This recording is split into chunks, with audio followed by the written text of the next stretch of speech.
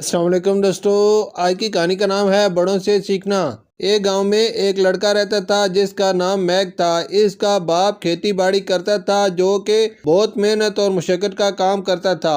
Make school پڑھنے جاتا اور اسکول سے واپس آ کر اپنے دوستوں کے ساتھ آوارہ پھرتا اور کھیل کود میں وقت گزارتا۔ اس کے باپ نے سوچا کہ اسکول سے پڑھنے کے بعد میک کو کسی کام میں مصروف رکھا جائے اور کھیل کود کے ساتھ کچھ سیکھنے کو بھی مل جائے۔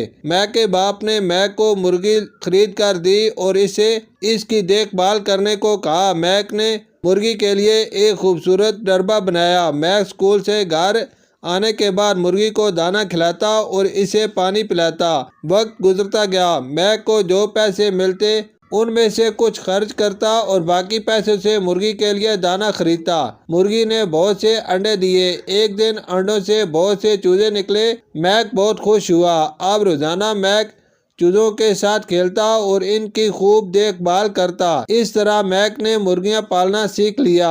میک جب بڑا ہوا تب میک کے پاس ہزاروں مرغیاں تھیں۔ میک نے اپنا ایک بہت خوبصورت پولٹری فارم بنایا کیونکہ میک بچپن میں ہی کھیل میں مرغیاں پالنا سیکھ چکا تھا، جس کا اسے بہت فائدہ ہوا۔